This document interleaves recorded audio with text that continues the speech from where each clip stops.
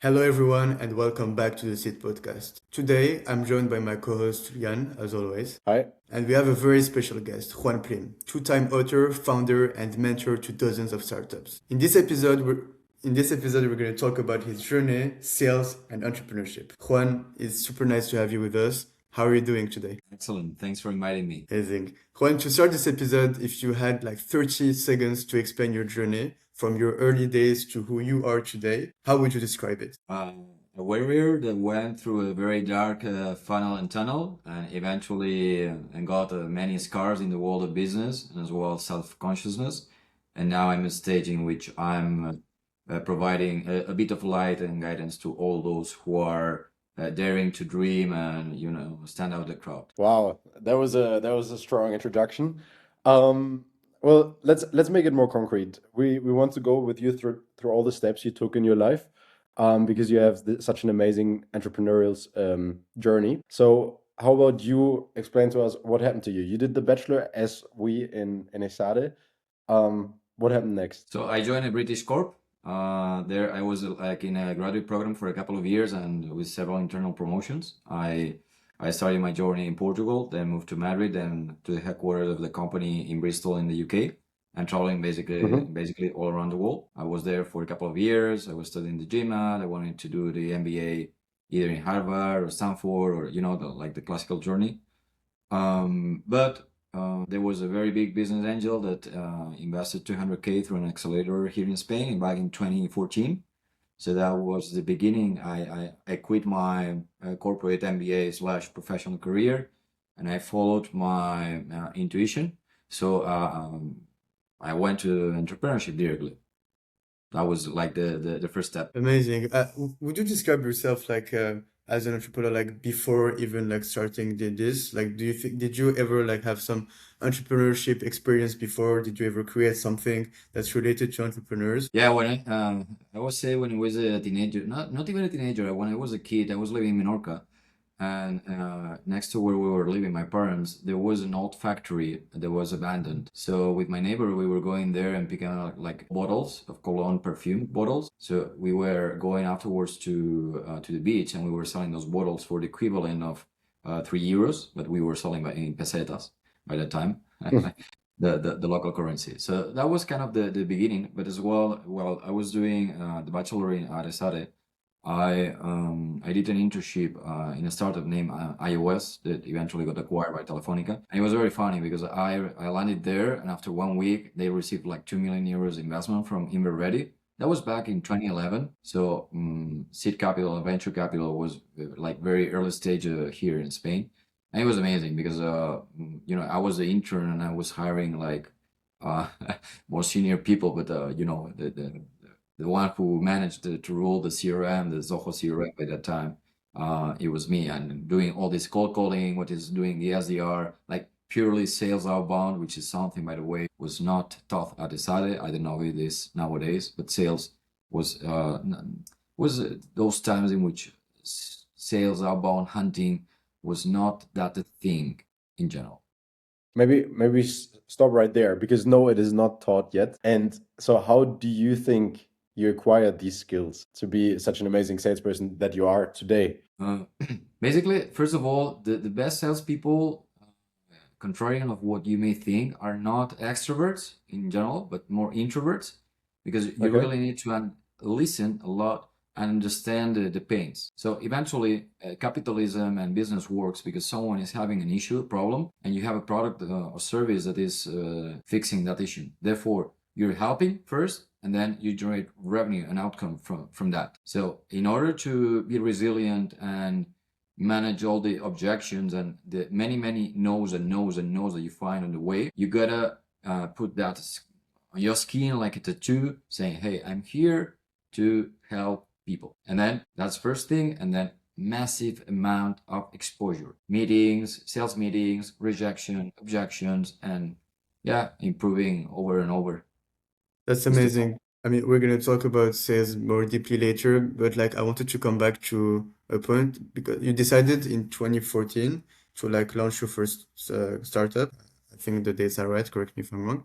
Startups at that time wasn't as well regarded as right now. So right now, if you do a startup, everybody will support you and will be like give you money and like invest. But like I think in 2014 it wasn't the same thing. So what difference like would you notice between before and now? And also what made you, even though like there was a lot of stigma about entrepreneurship at that time, take the leap and like actually create your first company in 2014? Yeah, before answering your question, Hassan, I'm gonna phrase something that maybe many students or young people have in their mind, right? Your generation knows that this passive income through working for a third party and reinvesting like long term, like Warren Buffett, this is like a very big lie, to be honest. The inflation rates, how is it going? All the AI, all the automation, what is coming, the environment is very uncertain, and working for a third party it is not what it used to be when I was a student. For example, the world changed radically, and you are in the middle of a tsunami. So I would say that the AI is killing white collar jobs right now. I mean, lawyers, translators, many junior positions. You're struggling to incorporate like in the labor, in corporates. It's getting tougher and tougher, and that's not going to revert. It's only going to get worse, right? But afterwards, the second tsunami is going to come with the combination of AI plus robotics. At some point, there are going to be more robots walking the streets than humans. This is what Elon Musk is saying. I mean, Tesla is going to be known not for the cars, but for the robots. Okay, so that's like the framework. In that framework, where I don't know whether it's going to be 10 years from now or 20 years from now, even the blue collar jobs like being a plumber or construction or whatever, that's going to be managed by robotics plus AI. So in that kind of apocalyptic situation to get a job, the only profession that is guaranteed that is not going to be taken by AI and plus robotics are entrepreneurs. That's very important. In the society, there's going to be a 10-15% of population, as always, that stands out the crowd and do entrepreneurship.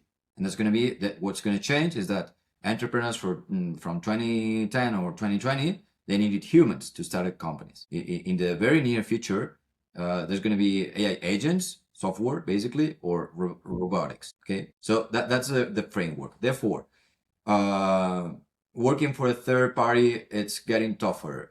There's no financial freedom. That's a lie. It's very important. That's a lie. That's a chunk of a lie. So one legit option is to become an entrepreneur. What kind of entrepreneur I want to become? Because it is not the same setting up a SMB, a traditional store, or a marketing agency, than going into the very hectic, crazy, full of debt startup environment. Or now there's a third way, which I'm communicating a lot, which is becoming an acquisition CEO, which is basically entrepreneurship through ETA, entrepreneurship through acquisition. Because now, for example, in Spain, there are about 400,000 SMBs whose founders are getting retired in less than 5 years. So what we're going to do with that massive amount of companies that are profitable, that maybe they're not that sexy as a AI startup doing whatever, but they're working, they generate profit, they have a big impact, and they don't have ERPs or CRMs or whatever. So you go there, you learn how it works, and you improve a little bit with digitalization. And then you get a very sustainable business without the risk of starting something from scratch. So, and now answering your question, Hassan, when I was at ESADE and I got this vibe of the entrepreneurship in the startup, setting up a startup, it is the most irrational thing, because the percentage of debts is above 90%. You go against the odds all the time. It is true that you develop the compounded interest of your knowledge. I mean, 1 year in a startup raising funds, you learn way more than in 10 years in a corporate, for example, just to give an example. But again, in order to build wealth, it's super mega speculative. So I was this kind of crazy entrepreneur, which is like all or nothing. I'm going to bet for that. If I had to start it today, my risk appetite really got reduced today with how the world works, but it's a very legit way. So long story short, if you want an entrepreneur, you can you can become an operator CEO of a normal SMB, you can become a venture CEO of a startup, for example, or you can become an acquisition CEO, which is the trend that I don't know, for example, whether in universities you've been hearing about this, but it's a very huge thing and a very huge opportunity window is going to be there for 5 to 10 years. Okay. So what was the first entrepreneurial company that you founded, that you joined then? It was a fintech marketplace to invest in other startups, basically Okay. between UK and Spain. But there, to be honest, I commit all the mistakes you cannot commit when starting a company, like getting two extra co-founders from the same business field. You know, the three of us, we were from Esade, and that was a huge mistake. In order to compensate the fact of not going along there, yeah, there was three kind of the same profile, and that's not good as well. It was too innovative, too early market, too regulated. It was a disaster. It was like for 1 year, I was having a high rocketing professional career in the corporate world, and then all of a sudden I faced failure. So Yeah. it lasted for 1 year. Then I moved to Berlin to work for Finleap, whose owner is or was Jan Beckers. This guy sold his company Hitfox for I think 280 million euros when he was Damn. very, very young. So he had a lot of money. He was an amazing fundraiser, and yeah, he created Finleap, basically a venture builder for fintech companies based in Berlin. And they're just as a fact, I was working in one of the initial PowerPoints of Solaris Bank, which is one of the unicorns in Europe. So yeah, I stayed there for a while. I said, okay, I fell off from the bike, but I want to give it a try again. And then that's why in same 2015, I came back to, in this case, to Barcelona, to Spain, to start up an AI company in Okay, 2015. in 2015. So that's like something that I wanted to ask because I mean you were building when AI was like just starting, and looking back, like do you think you could have positioned yourself as a strong player in the AI ecosystem that we know today? Like, I mean, you've had an exit and like the startup that you built was very successful. But do you think that it could have been even more successful if you stayed as a CEO and that you invested even more in AI and like grew this AI like because now there is a high demand for AI, so it would have been like well positioned. Yeah, What do for you? sure. I exited because of personal and health issues in late 2022.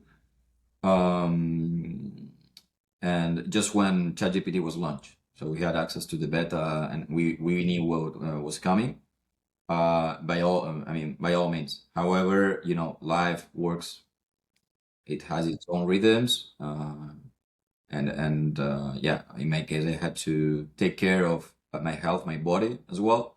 So I got my secondary exit there, and yeah, but that was a very beautiful, tough, long because we started like B2C, then we pivoted to B2B in the travel space. Then COVID came, then we survived COVID, and more or less when I left the fiscal year, we were generating like 1 million euros ARR. So it was a long and intense journey. I mean, it was a master. And I mean, you exited this company quite successful, right? I don't know if you want to speak about the numbers, but it I was cannot speak about the numbers because of very tough NDAs. But let's say that thanks to that, I could make some real estate acquisitions. Well, let's say like it was not like wow, super millionaire, and I can retire in a Lamborghini or something like that. Not at all. I did my secondary instead of doing a full secondary. I left some shares there because I wanted. I believed that the new management could bring it to the next level. But then, you know, there were some issues in the management, and I really lost contact. So, but after that, I mean, like the assets is like I got my exit, that's for sure. Then I put the head of real estate investor and some crypto, some TEs, but like I'm not a very sophisticated investor, to be honest. Some startups, but basically I was writing.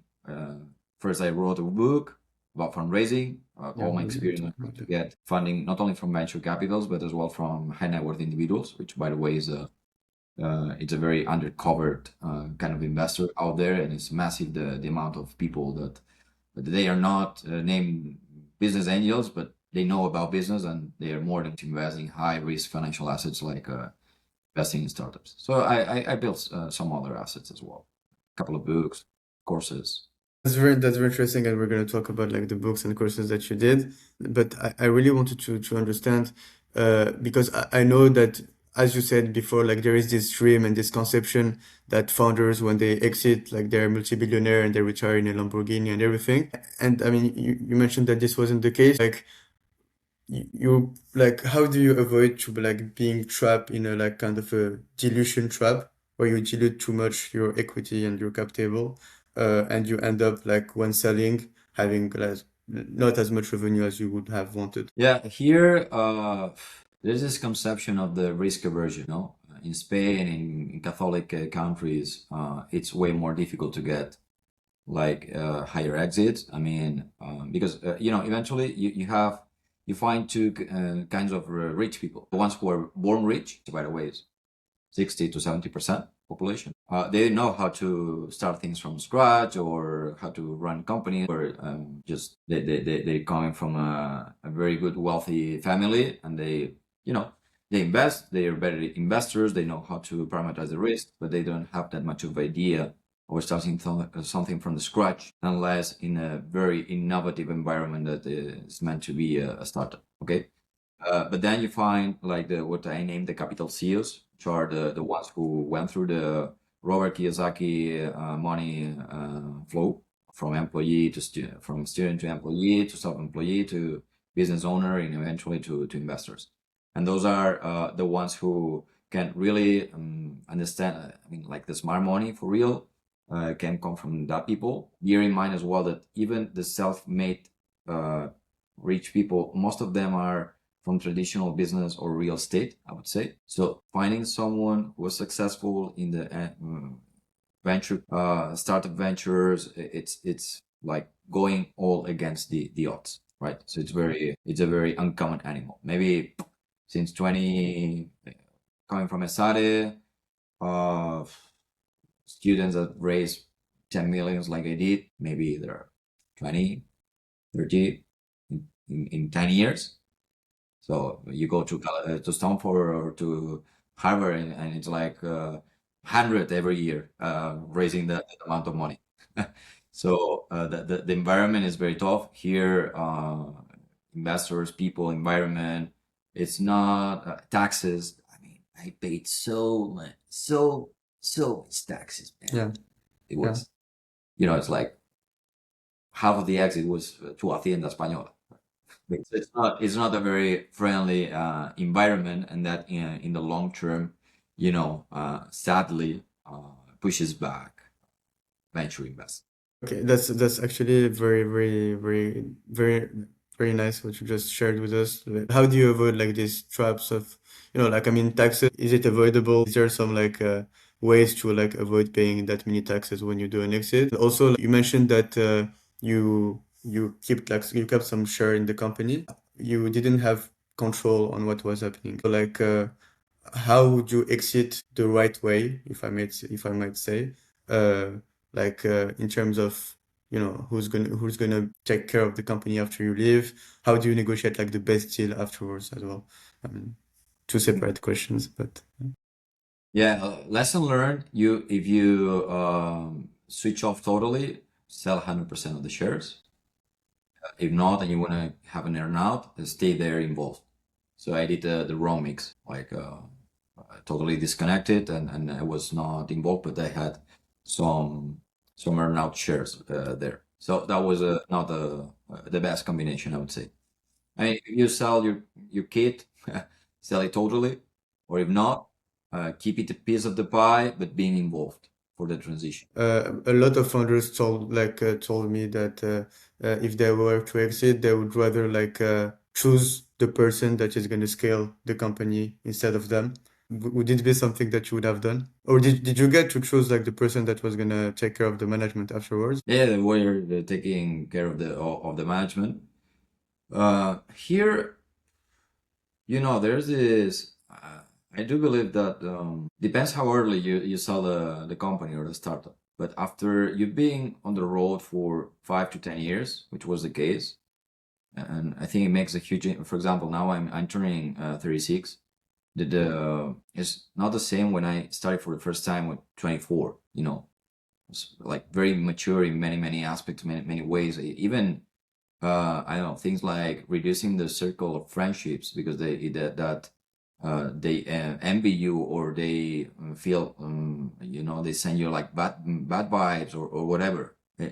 Not because you're a millionaire, but because you are like the black sheep going all against the odds, and you remind them that they're going through the prison way rat race, and you're there to dream, and maybe you're gonna kill yourself in a way, but at least if you die, it's because you were chasing the freedom. Okay, so all those learnings are just priceless, and I would say massive amount of those. I mean, like there in management, like there are 4 layers to shape the reality. It looks like, for example, in business schools or universities, it only counts like the mental dimension, strategy. I call that the 4 E's. Like it's like execution, it's like emotion, it's like in Spanish it's with the, in English not, strategy, and then like the energy, right? The 4 E's. So you can only push forward things if you are aligned and balanced in the 4 levels of dimensions of your reality. Because you can know how to do a marketing plan, but if at home you're having your parents arguing, or your partner, whatever, that's gonna affect you, and therefore the business. And learning like more than how to do ads, or the theoretical things that you learn. Yeah. There are things like, okay, you don't have a budget, you don't have investors. You either get to pick the phone and start cold calling people, or you're not gonna sell shit. Who teaches you that? Yeah, yeah. Actually, it's very interesting. How do you like how would you shape the university education with like these things that you said? I mean, I don't know about you guys, but since I have ChatGPT, and now I have like a mix of ChatGPT and Claude, and sometimes Gemini, I'm learning more than ever. I mean, I'm doing no less than 30 to 40 technical questions every single day. And it's been like that for how long already? 3 years, 4 years? Yeah, that's and it's getting better and better and better. You know, if I had to go right now to classes, I've been to some seminar and something like that. Either the speaker is super good and gets my attention and the emotional connection, and the concepts, or it's like, what? I stayed there for 30 minutes thinking about the moon, We live in a very dopaminized world with the Instagram, with the stories, with the TikTok. It has evolved a lot. So getting 30 people or 40 or 50 or 10 in front of you explaining some theory, it's just useless. It is useless. It's more about all the theory. You can learn it on your own, like automatize what is your purpose, what is the guide. We're facing a world in which, hey, how it doesn't make in the long term becoming an audit or a consultant, it is not what it used to be 10, 15 years ago. Now it's more like, hey, how you run AI agents, because that's the old dinosaurs in those corporates, they don't know how to do it. So it's like the main 2 skills that are super necessary nowadays, for sure, are the skill of AI, implementation of AI in the processes of a company, and sales. More than ever, sales is getting, the ones who are making more money are the ones who are involved in sales. Let's talk about that. You wrote 2 books, right? And Yeah, if I understood, yeah, show them. they're in Spanish though. Sorry. Whenever I have some time, this is about fundraising. Perfect. This is about sales. Okay. Amazing. When's So the next explain one? to us. The next one. How to survive these crazy times. I don't know. Explain to us what were there about. What are the main takeaways to somebody that has no idea of these books? So, for example, this one, Yeah. I explain fundraising is not just a mathematical process. It is emotional thing. For example, the main investor is your boyfriend or your girlfriend, whoever is sleeping with you, for example, that has the most tremendous impact on the company, and nobody tells you about it. And there are many institutional investors that there are things that check it out. So the link funding, I'm explaining how I fundraise from a Spanish speaking economy, because of what you can learn from, I don't know, Anderson and Horowitz, and those big guys are very Anglo-Saxon way of doing things, which is not the same in Spain or Portugal or Mexico. Nothing to do. There are The maths, yeah, are the same, like the equations, but the absolute numbers and how to play the game is totally different, and it's like an adaptation. And in that book, I explain like everything, how to fundraise, how to create your own Trill or CRM to chase investors, what kind of investors there are besides family, full-time friends, and business angel. I explain a lot about high net worth individuals, how to find them, what's the Tupperware sales process, in which once you get an investor, tell him or her to create it, to set up a dinner so you can meet other think-alike people. I explain things like, for example, when angel investing, the most valuable asset is the brain of the CEO, and and and second, the story that this investor can explain to their friends, either playing golf or in a yacht or whatever. The storytelling skill, which is very linked to sales, is absolutely super important. So all that knowledge, there are many. Hassan, when we were sharing a space there in Nucleo, I happened to meet several venture capital analysts, and few of them, they learned what they knew based on my book. So I was surprised, I was shocked. But eventually, it's like a wrapper of many concepts and as well as adaptation to the Spanish-speaking reality. Yeah. That was the fundraising, and this one is eventually I was mentoring many startups. They were raising funds and whatever, and then they have the money and they don't know how to do the go-to-market. They don't even know what go-to-market channels are out there. So yeah, there is SEO, there is social networks there. But what about, for example, if you are a B2B, in Spain, for example, there are many startups B2B based. You don't have money, you don't have time to position the search engine optimization for 6 months or 9 months. You gotta go pick the phone and start cold calling. And no one knew how was the market research process, the sales rep cold calling, then the account executive, how to manage the funnel, the CRM, AI implemented into all this funnel. That was crazy. So then with the second one, the brutal sales, is like a guide, a compass, so that it's integrated in your mind all the channels that you can touch to launch your product or service, and specifically very focused on the outbound, because very few people they master how to do that. Amazing. Long story short, you have to learn to, when you have an SDR, but to do 50 cold calls per day. And if you are successful, your objective is to get 2-3 bookings of meeting bookings, and then the account executive or the sales closer, bam, closes the deal. Precisely, like talking about sales. I mean, you called your book Brutal Sales. Why choose this name? Because sales is not soft. Yeah. You gotta have this mindset of like a brutal warrior. What we talked before, that you need to be very resilient, but at the end being very sticky with the fact of helping people.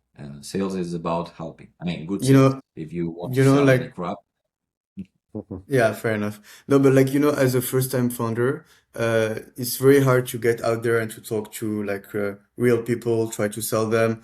We don't even know like, how to approach them even because we're not really connected with them.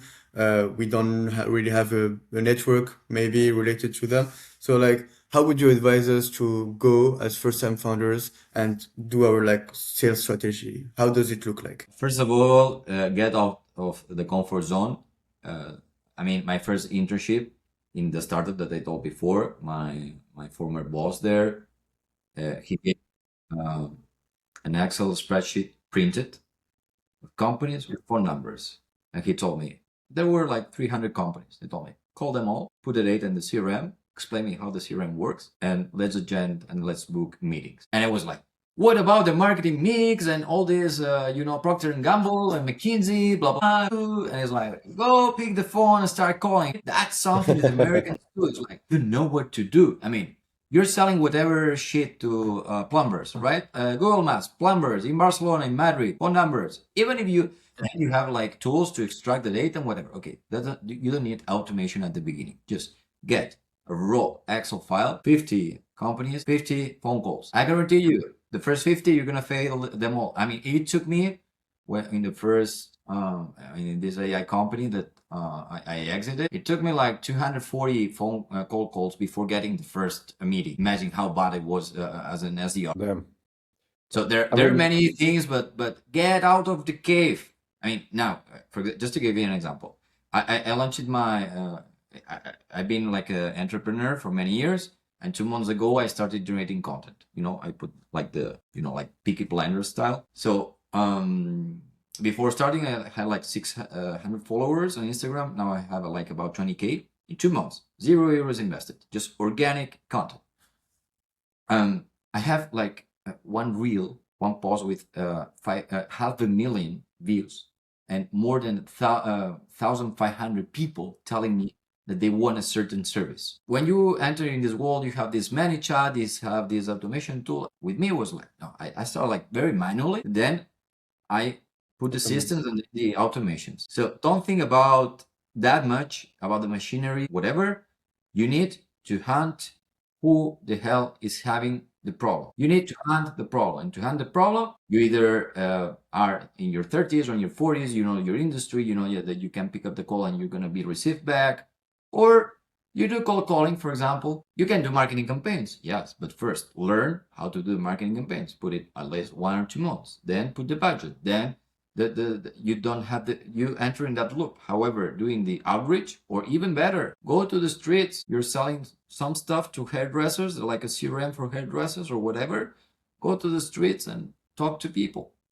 Did I understand you correctly that you also said you automatize now sales? Yeah, I mean, there are many steps in the sales process that can be automated. But Okay. don't start.